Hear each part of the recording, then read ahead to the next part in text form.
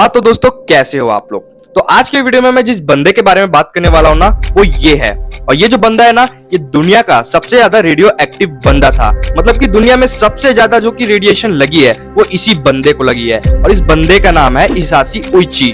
और इस बंदे ने जितना दर्द झेला है ना, उसे सुनने के बाद आप शायद ही इस वीडियो को दोबारा देखें। मैं इस वीडियो को 10 से 20 मिनट का नहीं बनाऊंगा, ज्यादा से ज्यादा शॉर्ट में आपको इस स्टोरी को पूरा समझाने की कोशिश करूंगा। सो हिसाशी होइची जो कि 35 साल का शादीशुदा नौजवान आदमी था, जो कि अच्छा खासा दिखता भी था और शरीर से फिट भी था। ये जेसीओ नाम की न्यूक्लियर फैक्ट्री में अपने दो दोस्तों योकोकावा और शिनोहारा के साथ काम करता था।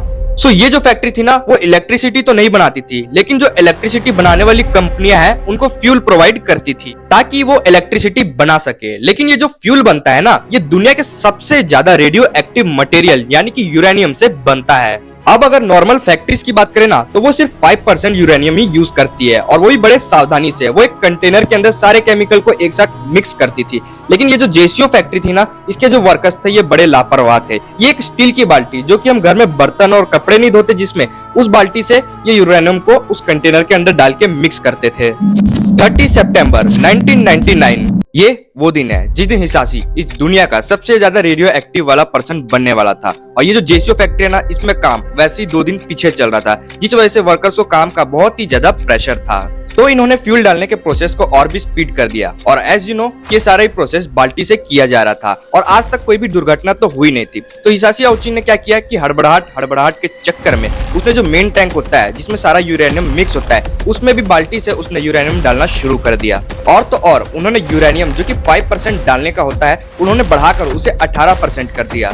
सुबह 10:15 पर जब वो यूरेनियम को स्टूल पे चढ़ के उस कंटेनर के अंदर डाल रहे थे, तब एक ब्लू कलर की गैसियस फॉर्म में रेडिएशन निकलनी शुरू हो गई, जो कि हिसाशी होइची, योकोकावा और मिसाटो शिनोहारा इन तीनों को अपनी चपेट में ले लिया।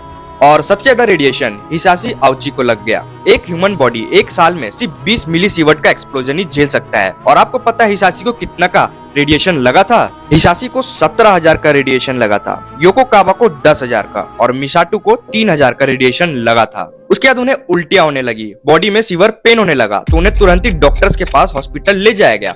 और डॉक्टर्स ने जब उनको देखा तो उन्हें लगा ज्यादा कुछ नहीं हुआ है उनको बस थोड़ी सी बॉडी में सूजन हुई थी और थोड़े से शरीर लाल हो गया था, बस। लेकिन स्टोरी तो अगले दिन शुरू हुई जब डॉक्टर्स ने उनका रेडिएशन लेवल चेक किया। और चेक करते ही सारे डॉक्टर्स वहां से भाग गए, क्योंकि इतनी ज्यादा रेडिएशन लगने पर कोई इंसान on the spot he death हो जाता है। लेकिन हिसाशी अभी भी जिंदा था और दर्द से तड़प रहा था। अब आप ध्यान से सुनना, अब जो मैं आपको बात बताने वाला हूँ ना, आपको उससे हिसाशी के दर्द के बारे में पता चलेगा कि उसे कितना ज्यादा दर्द हो रहा था। एक नॉर्मल ह्यूमन बॉडी के शरीर में एक सेल लगातार प्रोड्यूस होता है तो कभी कुछ घटता भी है, ऐसी प्रोसेस चलता रहता है। लेकिन हिसाशी के शरीर में ऐसा नहीं था।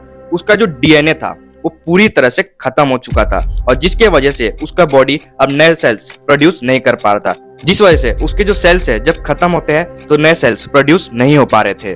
और हिसाशी के नर्क वाले दिन उसी दिन से स्टार्ट हुए जब उसके सारे सेल्स खत्म होने लगे और नए सेल्स जब बन ही नहीं रहे थे। उसे जो दर्द का तांडव हुआ, उसके बाद उसके व्हाइट ब्लड सेल्स खत्म हो जाने के वजह से अब उसकी बॉडी में जो भी टेप लगाया जाता था, जो कि इलाज के लिए रहता है, जब उसे निकाला जाता था तो वो स्किन के साथ ही पूरा बाहर आ जाता था।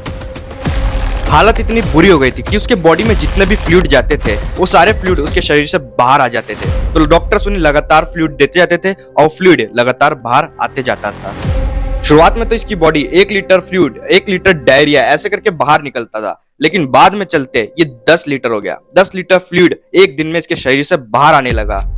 डॉक्टर्स जितना फ्लूइड उसके शरीर से बाहर आता था उतना फ्लूइड उसके अंदर डालते थे ताकि वो जिंदा रहे। और जब वो सोता था ना, तो उसके आंख में से भी खून निकलते थे, वो खून के आंसू रोता था। हिसाशी औची को अब सांस लेने में भी तकलीफ होने लगी थी। अब लगभग 2 महीने बीत चुके थे। अब हिसाशी औची की जो सांसें थी अब वो रुकने वाली थी, और एक टाइम आया कि उसकी सांसें रुक गई।